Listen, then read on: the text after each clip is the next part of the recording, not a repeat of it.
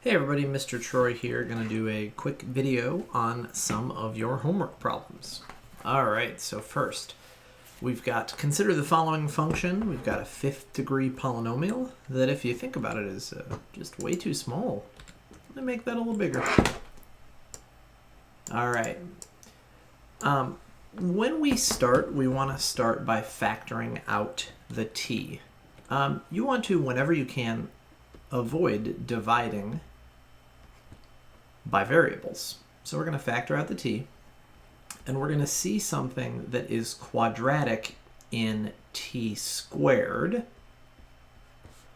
So that's going to give us t times t squared minus 2 quantity squared. So it's only asking us to find the zeros. So it's kind of obvious that 0 will be a 0 of this function. But this is going to factor to t squared minus 2 times t squared minus 2. So I really only need to find the zeros of t squared minus 2. So t squared minus 2 equals 0. T squared equals 2. T equals plus or minus root 2. So that's going to give me negative root 2 and positive root 2. All right, then the second part of the homework problem is a matching problem where they ask you to pick the correct graph. When we look at this graph, we can see a couple of things. One, it has a 0. I was expecting my camera to go the other way. It has a 0 at 0. Okay.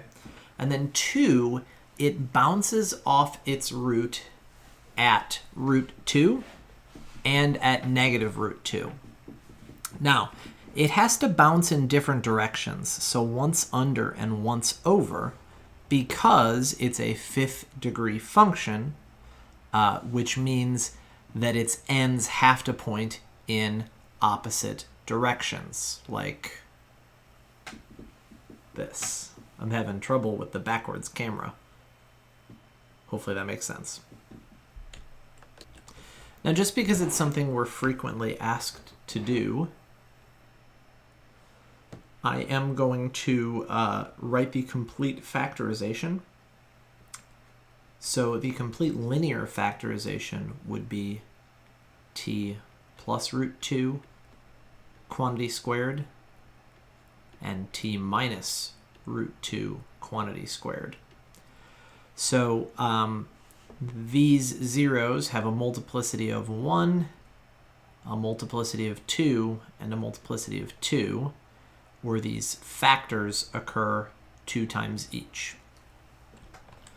Next problem, problem number 49. Okay, find all of the real zeros of the polynomial function, determine the multiplicity of the zeros. Okay, with a quadratic, your options are 2 real zeros that each have a multiplicity of 1, or 1 real zero that has a multiplicity of 2, or no real zeros. Those are your only options. To do this problem, I'm going to start by factoring out a 1/11th. And I was taught back in the old days to try to factor out whenever you can, as opposed to dividing or multiplying. In this problem, since we're trying to find zeros, it would be okay to multiply by 11 or divide by 1/11th. But I guess I'm just old school. I shouldn't do voices. Okay. Now, I would like to encourage you to, whenever you can, try to factor, because factoring is a really important skill in math from late middle school to high school to college to heck, even graduate school sometimes. So I'm going to need either a positive 2 and a negative 2, or a positive 4 and a negative 1, or a positive 1 and a negative 4, and kind of depending on where I want to place them.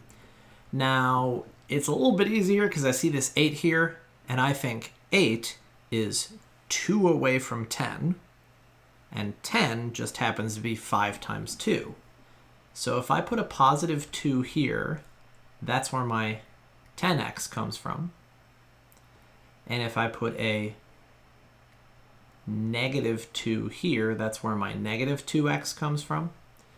So my zeros are x equals 2/5 with a multiplicity of 1, and x equals negative 2 with a multiplicity of 1.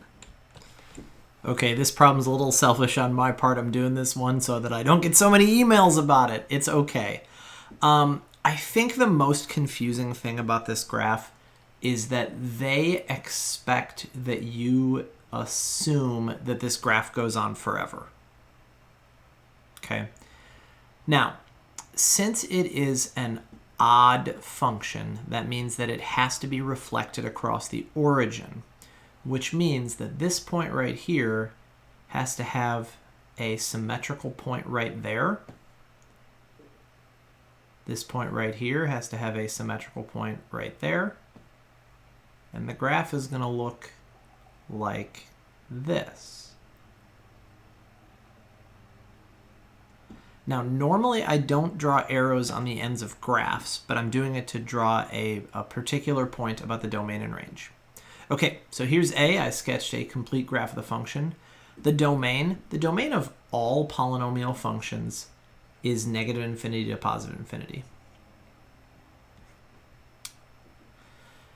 Now, the range, it's going to go upwards forever in this direction and downwards forever in this direction. So its end behavior is to positive infinity as x goes to negative infinity, so up and to the left, and to negative infinity as x goes to positive infinity, down and to the right. Okay, so its range is actually going to be from negative infinity to positive infinity. Okay, identify the open intervals on which the function is increasing, decreasing, or constant. Remember, open intervals means soft brackets. So this is increasing from an x value of -1 to an x value of +1. It's decreasing from negative infinity to -1, and also from 1 to infinity. Remember that they're asking about x values here, not y values. This is never constant, which in our case, we read dne. A relative maximum, it's just like a vertex or a turning point. That's where you've seen relative maxes and mins before. So they particularly are asking for an x comma y. So they want -1, -2 for the minimum and 1, 2 for the maximum. All right, folks, I hope that's helpful.